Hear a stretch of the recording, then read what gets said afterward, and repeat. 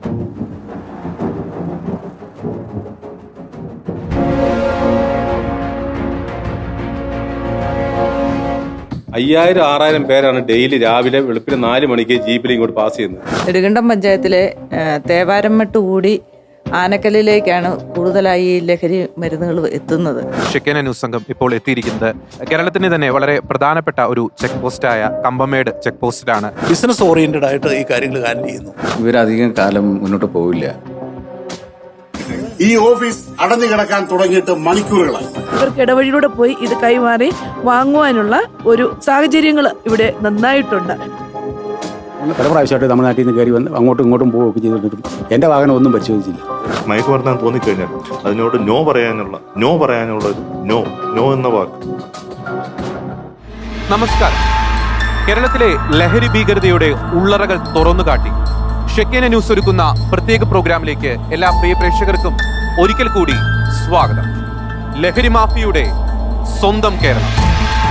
കേരളത്തിലേക്കുള്ള ലഹരി കടത്തിന്റെ വഴികൾ തേടി ഷെക്കേന ന്യൂസ് സംഘം ഇന്ന് എത്തിയിരിക്കുന്നത് ഇടുക്കി ജില്ലയിലാണ്. ഇടുക്കി ജില്ലയിലെ വിവിധ മേഖലകളിൽ കൂടി, വിവിധ അതിർത്തി പ്രദേശങ്ങളിൽ കൂടി എങ്ങനെയാണ് കേരളത്തിന്റെ യുവതലമുറയെ കാർന്നു തിന്നുന്ന മാരകമായ ലഹരി വസ്തുക്കൾ കേരളത്തിന്റെ വിവിധ പ്രദേശങ്ങളിലേക്ക് ഒഴുകിയെത്തുന്നത് നമുക്കൊന്ന് അന്വേഷിക്കാം.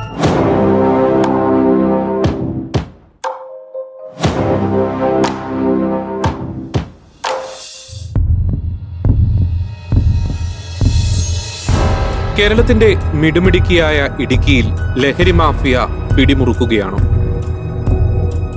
ഒരു ഇടവേളയ്ക്ക് ശേഷം ജില്ലയിൽ കഞ്ചാവും MDMA അടക്കമുള്ള മാരക ലഹരി മരുന്നുകളുടെ വിൽപ്പനയും ഉപഭോഗവും വൻതോതിൽ വർദ്ധിച്ചിരിക്കുകയാണ്.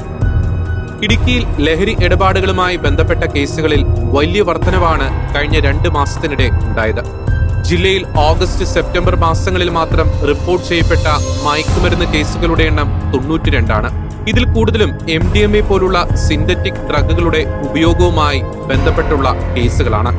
അതിർത്തികളിലെ സമാന്തരപാതകളും അതിർത്തി കടന്നാൽ കാര്യമായ പരിശോധനകളില്ലാത്തതും ഇടുക്കിയിൽ ലഹരി മാഫിയയ്ക്ക് ഗുണകരമാണ്. ഇടുക്കിയിലേക്കുള്ള ലഹരിക്കടത്തിന്റെ പ്രധാന വഴികൾ കുമളി, കമ്പമേട്, ബോഡിമേട് ചെക്ക് പോസ്റ്റുകളാണ്. ചെക്ക് പോസ്റ്റുകളിലെ നിലവിലെ സ്ഥിതി അറിയാൻ ഷെക്കേന ന്യൂസ് സംഘം കുമളി, കമ്പമേട് ചെക്ക് പോസ്റ്റുകളിൽ എത്തിയപ്പോൾ കാണുവാൻ സാധിച്ചത് ആശങ്കയുണർത്തുന്ന കാഴ്ചകളാണ്. നാം ഇപ്പോൾ നിൽക്കുന്നത് ഈ കുമളി ചെക്ക് പോസ്റ്റിലാണ്. കേരള സൈഡിലാണ് നമ്മളിപ്പോൾ നിൽക്കുന്നത്. ഇപ്പോൾ സമയം വൈകുന്നേരം 4:30 ആകുന്നു. ഒരു ദിവസം ഏകദേശം 1000-നും 1500-നും ഇടയിൽ വാഹനങ്ങളാണ് ഈ കുമളി ചെക്ക് പോസ്റ്റിലൂടെ കടന്നു പോകുന്നത്. പ്രത്യേകിച്ച് ഈ തമിഴ്നാട് സൈഡിൽ നിന്നും തോട്ടം മേഖലയിലേക്ക് ജോലിക്കുമൊക്കെയായി സ്ത്രീകൾ നിരവധി പേരാണ്. ഏകദേശം 30,000-ഓളം പേർ ഒരു ദിവസം ഈ ചെക്ക് പോസ്റ്റ് വഴി പാസ് ചെയ്യുന്നു. അവരുടെ കയ്യിൽ ബാഗുകളും മറ്റും കാര്യങ്ങളുമുണ്ട്. പക്ഷേ ഇത്രയും പേരെ ഒരു ശരിയായ രീതിയിൽ പരിശോധിക്കുവാനുള്ള ഒരു പരിശോധന സംവിധാനങ്ങളും ഒക്കെ ഒരു പോലീസിന്റെ ഭാഗത്തു നിന്നുള്ള ഒരു പരിമിതി തന്നെയാണ്. കാര്യമായിട്ടുള്ള അതിന് വേണ്ടിയിട്ടുള്ള ഒരു റിസോഴ്സ് അല്ലെങ്കിൽ കാര്യമായിട്ടുള്ള പോലീസ് ഉദ്യോഗസ്ഥരുടെ എണ്ണം ഒക്കെ വളരെ ഒരു പരിമിതി തന്നെയാണ്.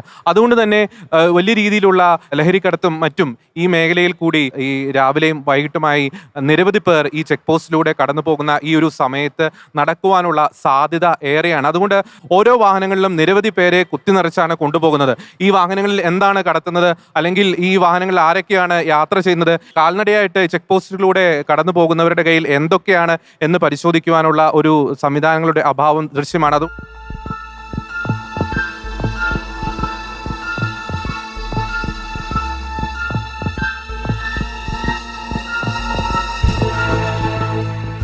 കുമളിയെ സംബന്ധിച്ച് പറയുകയാണെങ്കിൽ ഒരു അതിർത്തി മേഖലയാണ്. ഇവിടെ ഇതിൻ്റെ ഒരു കച്ചവടം ഒരു മെയിൻ ആണ്. കാരണം ഫോറിനേഴ്സും എല്ലാം വരുന്നതുകൊണ്ട് ഇതിൻ്റെ ഒരു കച്ചവട മേഖലയായിട്ട് മാറിയിരിക്കുകയാണ്. ഈ കുമളി ടൗണിൻ്റെ ഒരു സൈഡ് മൊത്തം ഫോറസ്റ്റാണ്. തമിഴ്നാട്ടിൽ കൂടെ നമുക്ക് ഈ ചെക്ക് പോസ്റ്റ് വഴി അല്ലാതെ ഈസി ആയിട്ട് അവർക്ക് കാട് വഴി കയറി ഇതിൽ വരാം.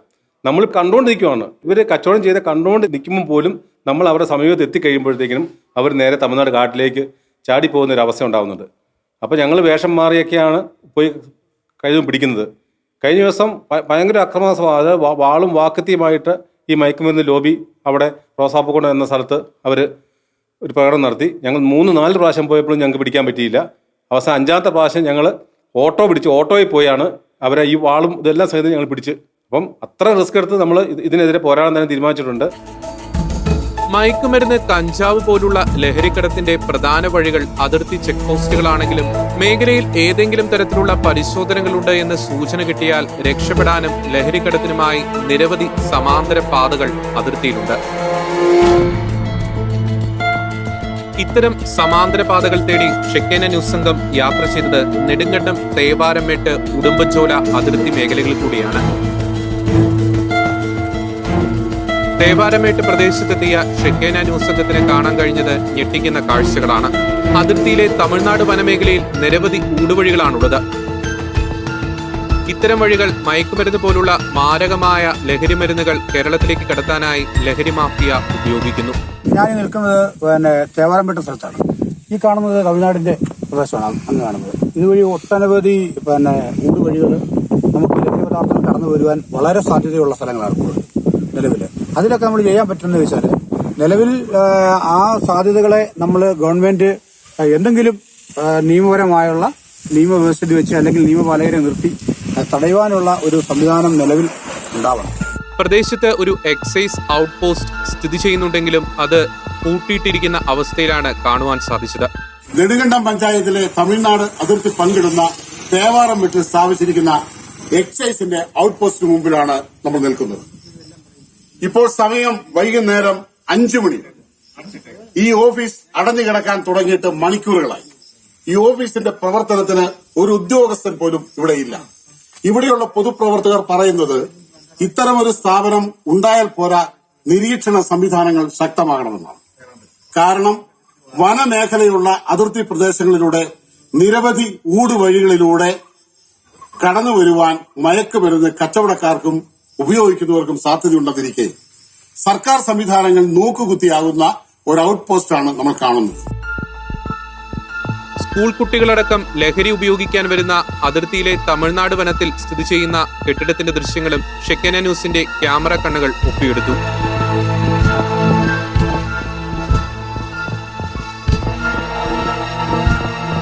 കെട്ടിടത്തിനുള്ളിൽ പ്രവേശിച്ചപ്പോൾ ഉപയോഗിച്ച ശേഷം വലിച്ചെറിഞ്ഞ നിരവധി ലഹരി വസ്തുക്കളും കാണുവാൻ കഴിഞ്ഞു.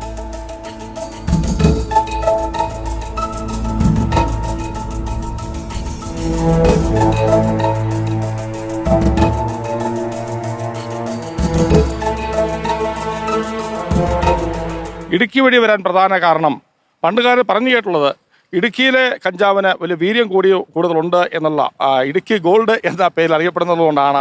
അതുകൊണ്ടായിരിക്കണം കൂടുതൽ ഈ തേനി അല്ലെങ്കിൽ തമിഴ്നാട്ടിൽ നിന്നുള്ള അതിർത്തി ജില്ലകളിൽ നിന്ന് നമ്മുടെ ഇടുക്കി ജില്ലയിലേക്ക് പല ഊടുവഴികളിൽ കൂടെ അതിർത്തി പങ്കിടുന്ന ചെക്ക് പോസ്റ്റ് വഴി അല്ലാതെ തന്നെയുള്ള മുൻപ് ഞാൻ സൂചിപ്പിച്ചുള്ള ഇടവഴികളിൽ കൂടെയൊക്കെ നമ്മുടെ നാട്ടിൽ എത്തിച്ച് ഇവിടുന്ന് വിതരണം ചെയ്യുന്നത് ഈ സാധനത്തിന് വലിയൊരു മൈലേജ് ഗുണനിലവാരമുണ്ട് എന്നുള്ളൊരു പബ്ലിസിറ്റി വന്നതുകൊണ്ട് ആണെന്ന് സംശയിക്കുന്നു. ഇത് ശരിക്കും അതിർത്തി മേഖലയാണ്.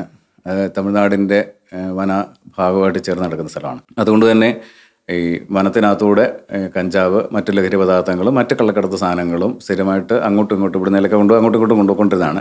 പക്ഷേ ഇപ്പോൾ പോലീസിൻ്റെ എക്സൈസിൻ്റെയും ശരിക്കുള്ള ഒരു ചെക്കിങ് അത് കുറഞ്ഞിട്ടുണ്ട്. അതുപോലെ നിരവധി കേസുകൾ എടുത്തിട്ടുണ്ട്.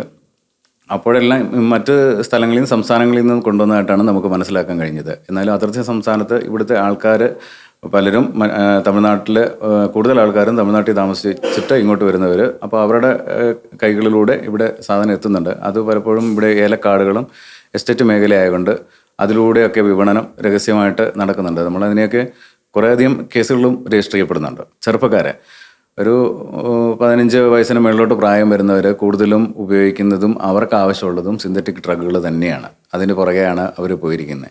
അതാണ് റീസെൻ്റ് ഈ വലിയ ക്വാണ്ടിറ്റി ആയിട്ട് ഇന്ത്യയിലേക്ക് ശരിക്കും അത്തരത്തിലുള്ള മയക്കുമരുന്ന്, സിന്തറ്റിക് ആയിട്ടുള്ള മയക്കുമരുന്ന് ഡംപ് ചെയ്ത് കൊടുത്തിരിക്കുകയാണ്.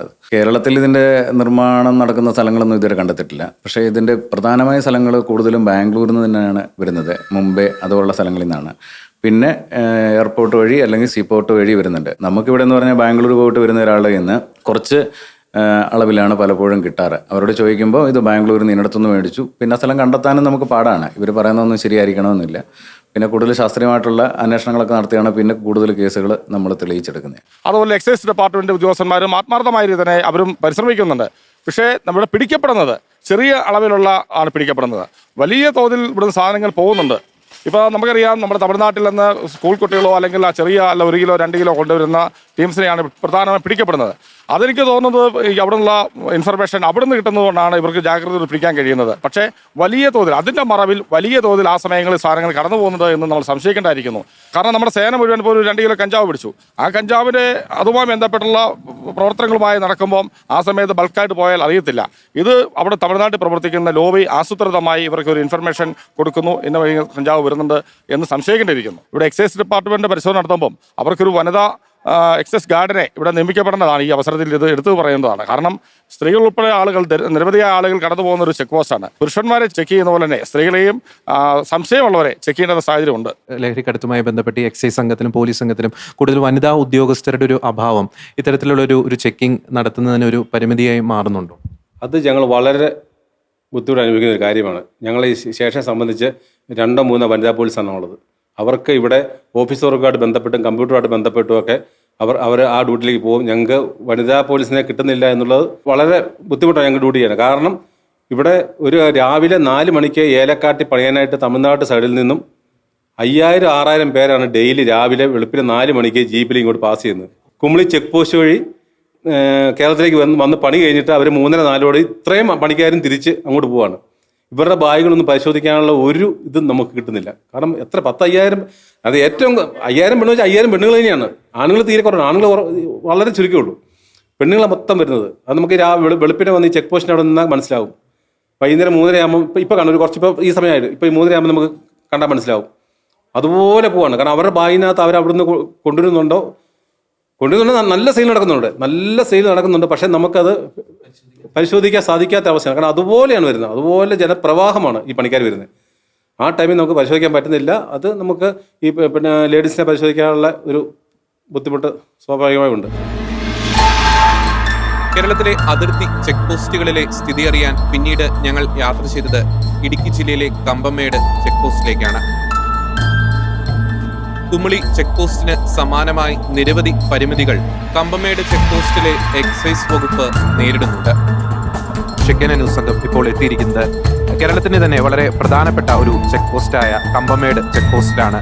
വളരെ കർശനമായ ഒരു പരിശോധനകൾ നമുക്ക് ഈ ഒരു ചെക്ക് പോസ്റ്റിൽ നമുക്ക് കാണുവാൻ സാധിക്കുന്നുണ്ട്. പ്രത്യേകിച്ച് തമിഴ്നാട് സൈഡിൽ നിന്നും വരുന്ന വാഹനങ്ങൾ ഒരു 2 ഘട്ട പരിശോധനകൾക്ക് ശേഷമാണ് പ്രത്യേകിച്ച് ഈ കേരള ബോർഡറിലേക്ക് വരുന്നത്. അതുകൊണ്ട് കൂടുതൽ കാര്യക്ഷമമായിട്ടുള്ള ഒരു പരിശോധനാ സംവിധാനങ്ങൾ നമുക്കിവിടെ കാണുവാൻ സാധിക്കുന്നുണ്ട്. സുരക്ഷാ ക്യാമറകളൊക്കെ സ്ഥാപിച്ചിട്ടുണ്ട്. പക്ഷേ ഇടുക്കി ജില്ലയിലെ വിവിധ ചെക്ക് പോസ്റ്റുകളിൽ കണ്ട ഒരു പരിമിതി തീർച്ചയായും അധികാരികൾ അത് കർശനമായി ശ്രദ്ധിക്കേണ്ടതാണ്. പ്രത്യേകിച്ച് രാവിലെ വൈകിട്ട് സമയങ്ങളിലൊക്കെ ആയിരക്കണക്കിന് തോട്ടം തൊഴിലാളികൾ ഈ അതിർത്തി മേഖലയിൽ കൂടി കേരളത്തിലേക്കും തമിഴ്നാട്ടിലേക്കും ഒക്കെ കടന്നു പോകുമ്പോൾ അവരെ കൂടുതൽ കാര്യക്ഷമമായി പരിശോധിക്കുവാനുള്ള കൂടുതൽ ഉദ്യോഗസ്ഥരെ അല്ലെങ്കിൽ അതിനുള്ള പരിശോധനാ സംവിധാനങ്ങൾ ഭരണകൂട തലത്തിൽ തന്നെ ലഭ്യമാക്കണം. തോട്ടമേഖലയിലെ തൊഴിലുമായി ബന്ധപ്പെട്ട് ഈ കേരളത്തിലേക്ക് വരുന്ന സ്ത്രീകളെയൊക്കെ സംശയം തോന്നുന്നവരെ പരിശോധിക്കുവാനുള്ള ഒരു റിസോഴ്സിന്റെ ഒരു അഭാവം തീർച്ചയായും കേരളത്തിന്റെ അതിർത്തി മേഖലയിലെ ചെക്ക് പോസ്റ്റുകളിൽ നമുക്ക് കാണുവാൻ സാധിക്കുന്നുണ്ട്.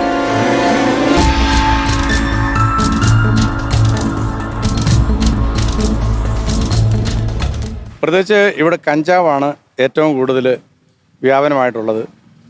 അത് നമ്മുടെ ഈ അതിർത്തി മേഖലകൾ എന്ന് പറഞ്ഞു കഴിഞ്ഞാൽ നമുക്ക് ചെക്ക് പോസ്റ്റിൽ നമുക്ക് ചെക്കിംഗ് ഉണ്ടെങ്കിലും കാരണം നമുക്ക് ഇത് താഴെ നിന്ന് കയറി വരുന്നതിന് ധാരാളം ഊടുവഴികളുണ്ട്. പ്രത്യേകിച്ച് കരുണാപുരം മേഖലയിൽ തണ്ണിപ്പാറ എന്ന് പറയുന്ന സ്ഥലത്ത് അത് താഴെ തേവാരംപെട്ടിൽ നിന്ന് ആണെങ്കിലും ആളുകൾക്ക് കയറി വരാവുന്ന ഒരു സൗകര്യമുണ്ട്.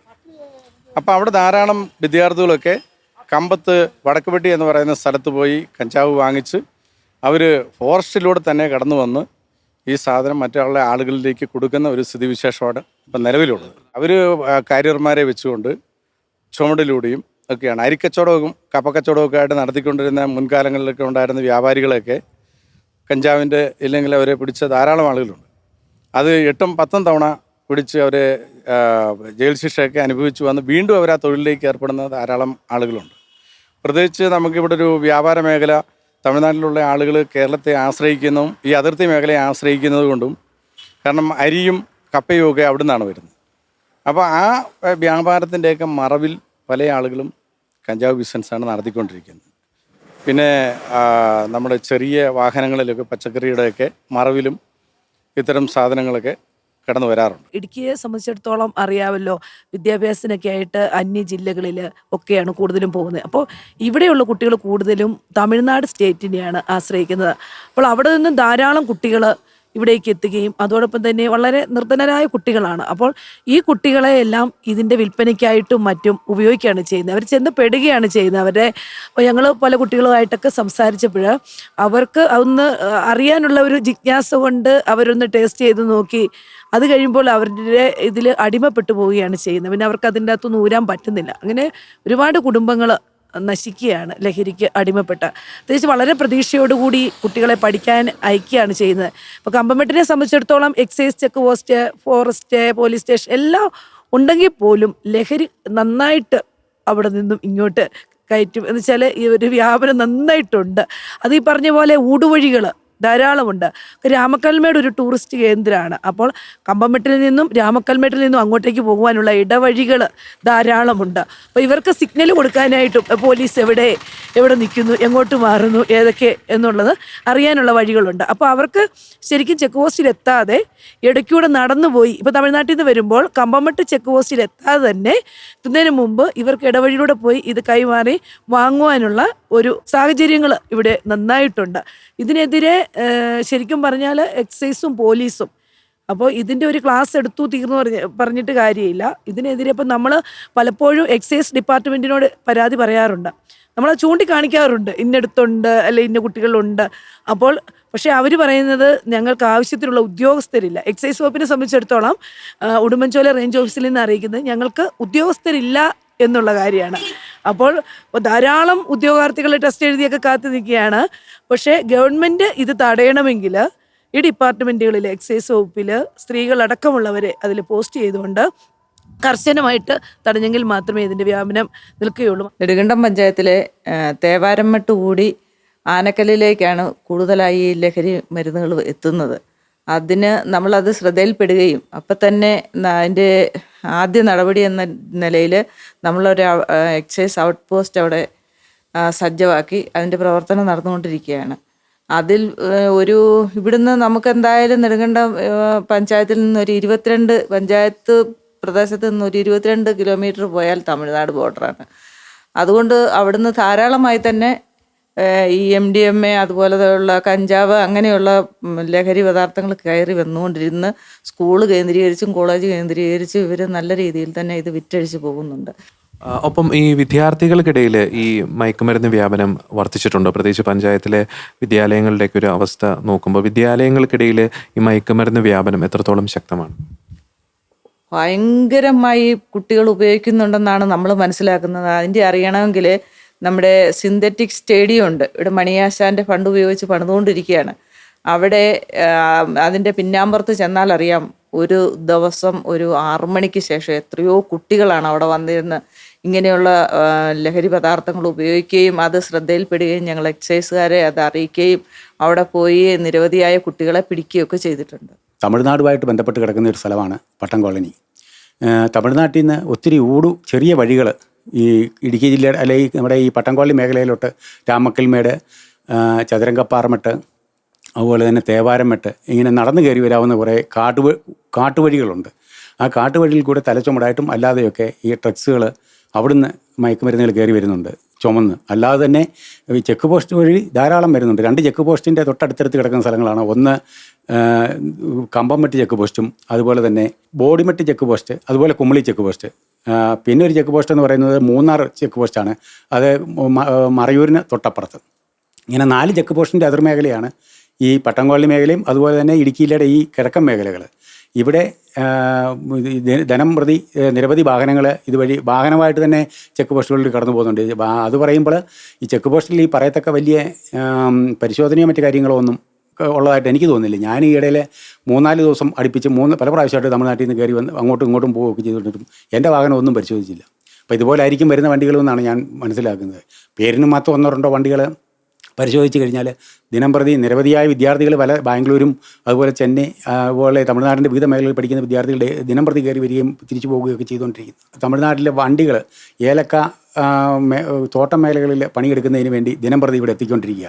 അവർ രാവിലെ വരുന്നു, വൈകിട്ട് തിരിച്ചു പോകുന്നു. ഒരു 100-150-200 വണ്ടികളെങ്കിലും ജീപ്പ് തന്നെ ഉണ്ട് അതിനാണ് ഇങ്ങോട്ടും വരുന്നതും തിരിച്ചു പോകുന്നതും. അപ്പോൾ ഇതിൻ്റെ അകത്തൊക്കെ സുഖമായിട്ട് മയക്കുമരുന്ന് അല്ലെങ്കിൽ മറ്റുള്ള സാധനങ്ങളൊക്കെ കടത്തിക്കൊണ്ട് വരാൻ ഭയങ്കരമായ സൗകര്യമാണ് ഈ ചെക്ക് പോസ്റ്റിലെ ഈ പരിശോധന കുറയുന്നതുകൊണ്ട്.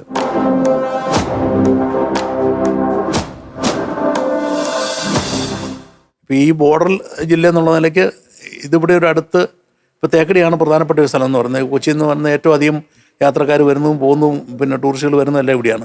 അതുപോലെ തന്നെ മൂന്നാർ, വാഗമണ്ണ്, 3-4 സ്ഥലങ്ങളുണ്ട് ഇവിടെ. അപ്പോൾ ഇവിടെയുള്ള ആൾക്കാർ നേരത്തെ ഇല്ലാത്ത പോലെ ഇവിടുത്തെ സിറ്റുവേഷനൊക്കെ നല്ലൊരു ടൂറിസം വർദ്ധിച്ചപ്പോൾ അതിനനുസരിച്ച് ഇവിടെ അതും വന്നു. പക്ഷെ അത് ഏതൊക്കെ തരത്തിൽ വരുന്നതെന്ന് ചോദിച്ചു കഴിഞ്ഞാൽ പറയാം, നമുക്ക് സ്വാഭാവികമായിട്ട് ഇന്ത്യയിൽ എമ്പാടും നേരത്തെ ഗുജറാത്ത് വഴിയോ അല്ലെങ്കിൽ ബോംബെ വഴി മറ്റ് ആഫ്രിക്കൻ രാജ്യങ്ങളിൽ നിന്ന് നൈജീരിയ അതല്ലെങ്കിൽ ഇറാനികളൊക്കെ വന്നിട്ട് കൊണ്ട് സാധനങ്ങൾ കൊണ്ട് കൊടുക്കുന്ന ഒരു സാഹചര്യമുണ്ട്. ഇപ്പം എല്ലാ മേഖലകളിലും സർവ്വസാധാരണമായിട്ട് ഇത് കൊണ്ടുവരുന്നു. ബിസിനസ് ഓറിയൻറ്റഡ് ആയിട്ട് ഈ കാര്യങ്ങൾ ഹാൻഡിൽ ചെയ്യുന്നു വലിയ ആളുകൾ. ചെറിയ ആളുകൾ അവർക്ക് ജീവിക്കാൻ മാർഗ്ഗമില്ലാതെ വന്നു കഴിയുമ്പോൾ എങ്ങനെയെങ്കിലും സ്ഥലം പൈസ ഉണ്ടാക്കാൻ വേണ്ടി അങ്ങനെ പോകുന്നവരുമുണ്ട്. പിന്നെ വഴിതെറ്റിച്ച് കൊണ്ടുപോകുന്ന ആളുകളുണ്ട്.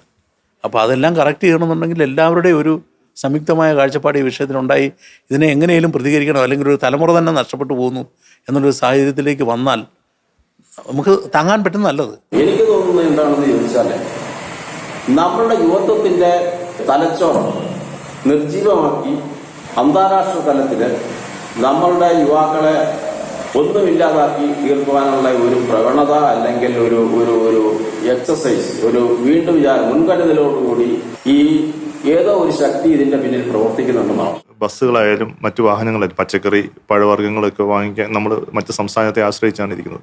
ആ വാഹനങ്ങളിൽ ഇത് കടത്തിക്കൊണ്ടുവരുന്നതായിട്ട് മനസ്സിലാക്കാൻ സാധിക്കും. പിന്നെ ഇതിപ്പോൾ ഇൻഫർമേഷൻ കിട്ടുമ്പോഴാണ് നമ്മൾ ചെക്ക് ചെയ്യുന്നത്. ഇതിൻ്റെ ക്വാണ്ടിറ്റി വളരെ ചെറുതാണ്. ഇതിപ്പോൾ ഒളിപ്പിച്ചു വെക്കാൻ പറ്റുന്ന സാഹചര്യം വളരെ വളരെ കൂടുതലാണ്. അപ്പോൾ അത് ഇൻഫർമേഷൻ്റെ പുറത്താണ് നമ്മളിത് കേസ് ഡിറ്റക്റ്റ് ചെയ്യുന്നത്. പിന്നീട് ഇപ്പം എല്ലാ രീതിയിലുള്ള സോഴ്സ് ഓഫ് ട്രാൻസ്പോർട്ടേഷനുണ്ട്. ഇപ്പോൾ നമുക്ക് കൊറിയർ സർവീസ് ആണെങ്കിലും പാഴ്സൽ സർവീസൊക്കെ ആണെങ്കിൽ പോലും ആ രീതിയിലും കടത്തിക്കൊണ്ടുവരാൻ സാധിക്കുന്ന ഒരു കാരണമാണ്. ഇടുക്കി ജില്ലയിൽ നിന്നല്ല, കേരളത്തിലും മൊത്തത്തിൽ ഇതിൻ്റെ ഉപയോഗം വളരെയധികം കൂടിയിട്ടുണ്ട്. ഇപ്പോൾ ഒരു സ്കൂളിലോ കോളേജിലോ 1-2 വിദ്യാർത്ഥികളെ സ്വാധീനിക്കുകയും പിന്നീട് അവർ ഇതിൻ്റെ ഏജൻ്റായി മാറുകയും ചെയ്യുന്ന ഒരു അനുഭവമാണ് കണ്ടുവരുന്നത്. ഈ അടുത്ത കാലത്ത് തന്നെ നമുക്കറിയാം, ഒരു പെൺകുട്ടി കോടതി മുറിയിൽ വന്ന് പോലീസ് സ്റ്റേഷനിൽ നിന്ന് വാവിട്ട് നിലവിളിക്കുന്നൊരു സംഭവം നമ്മൾ കാണുകയുണ്ടായി. അപ്പം യുവജനങ്ങളെ, പ്രത്യേകിച്ച് പെൺകുട്ടികളെയൊക്കെ എന്തുമാത്രം ഇവർ ഈ രംഗത്തേക്ക് വലിച്ചിഴയ്ക്കുന്നുണ്ട് എന്നുള്ളത് വളരെ വ്യക്തമാണ്. ഇപ്പോൾ ആണെങ്കിൽ ഈ സ്റ്റാമ്പ് രൂപത്തിൽ LSD എന്നൊക്കെ പറഞ്ഞ് നാക്കിനടിയിൽ ഒട്ടിക്കുന്ന സ്റ്റാമ്പ് രൂപത്തിലൊക്കെ ഉള്ള ലഹരി വസ്തുക്കൾ ലഭ്യമാണ്. അപ്പോൾ അങ്ങനെയുള്ള ലഹരി വസ്തുക്കളൊക്കെ കള്ളക്കടത്ത് നടത്തുമ്പോൾ അതൊന്നും പിടിക്കാനുള്ള സംവിധാനം ഗവൺമെൻറ് എത്ര ഊർജ്ജിത ശ്രമം നടത്തിയാലും അത് സാധിക്കുകയില്ല. സാറേ, ഈ പോലീസിന്റെ ഭാഗത്തുനിന്ന് എക്സൈസിന്റെ ഭാഗത്തുനിന്നും വിദ്യാർത്ഥികളുടെ ഇടയിലൊക്കെ ഈ സമയങ്ങളിൽ ബോധവൽക്കരണം ശക്തമാക്കുന്നുണ്ട്, വളരെ നല്ല രീതിയിൽ തന്നെ മുന്നോട്ട് പോകുന്നുണ്ട് എന്നുള്ള പല റിപ്പോർട്ടുകളും ലഭിക്കുന്നുണ്ട്.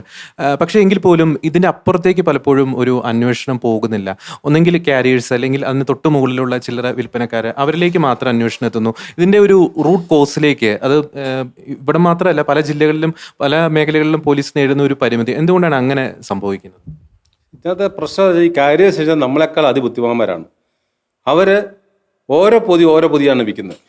നമുക്കിവരെ ബൾക്കായിട്ട് പിടിക്കാൻ സാധിക്കുന്നില്ല. കാരണം ഒരു 120 അല്ലെങ്കിൽ 120B പ്രകാരമുള്ള ഒരു പെറ്റി കേസിനുള്ള ചാർജ് ചെയ്യാനുള്ള കേസുകൾ നമുക്ക് എടുക്കാൻ പറ്റുള്ളൂ.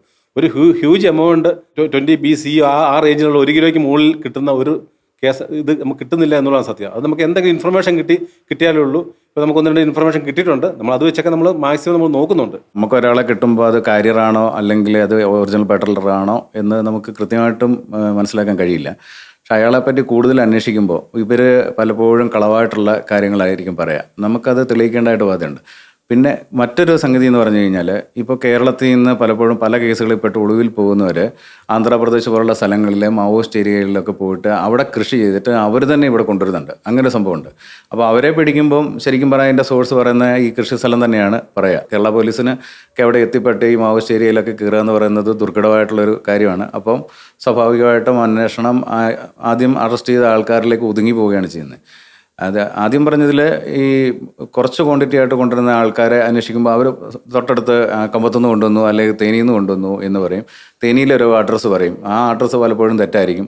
ഇയാളെ പെട്ടെന്ന് തന്നെ റിമാൻഡ് ചെയ്ത് പോകേണ്ടതുകൊണ്ടും ഇവിടെ അടുത്തൊരു സ്ഥലമല്ലാത്തതുകൊണ്ടും നമുക്ക് ആ സ്ഥലം പരിചയമില്ലാത്തതുകൊണ്ടും നമ്മൾ തുടർന്നുള്ള അന്വേഷണം നടത്തി അവിടെ ചെല്ലുമ്പോൾ ഇവർ പറഞ്ഞ കാര്യം തെറ്റാണെന്ന് നമുക്ക് മനസ്സിലാവും. വീണ്ടും ഇവരെയൊക്കെ കണ്ട് ചോദ്യം ചെയ്യുമ്പോൾ ഇവർ പറയുന്ന കാര്യങ്ങളിൽ ഒരു വാസ്തവം കാണില്ല. തന്നെയല്ല, ഇവർ പറഞ്ഞത് ശരിയാണെന്ന് കരുതുകയാണെങ്കിൽ ഈ പറയുന്ന വ്യക്തിയുടെ വീട് റേഡിയോ അല്ലെങ്കിൽ സെർച്ച് ചെയ്യുമ്പോൾ ഈ NDPSനകത്ത് നാർക്കോട്ടിക്കുമായിട്ട് ബന്ധപ്പെട്ട് ഒന്നും കിട്ടിയില്ലെങ്കിൽ തന്നെ നമുക്ക് അവരെ അറസ്റ്റ് ചെയ്യാനോ അതല്ലെങ്കിൽ ഒന്നും ചെയ്യാൻ കഴിയില്ല. കാരണം ഏതെങ്കിലും വിധത്തിലുള്ളൊരു ബന്ധം ഈ വ്യക്തി പറഞ്ഞതല്ലാതെ ഒരു തെളിവിലേക്ക് കിട്ടാതെ വരുമ്പോൾ നമുക്ക് പലപ്പോഴും അവിടെ വെച്ച് അന്വേഷണം നിർത്തേണ്ട ഒരു സാഹചര്യങ്ങൾ ഉണ്ടാകുന്നുണ്ട്. അത് ശരിയാണത്. പിടിക്കപ്പെടുന്ന വ്യക്തി അവർ സോഴ്സ് പറയാനായിട്ട് തയ്യാറാവാറില്ല.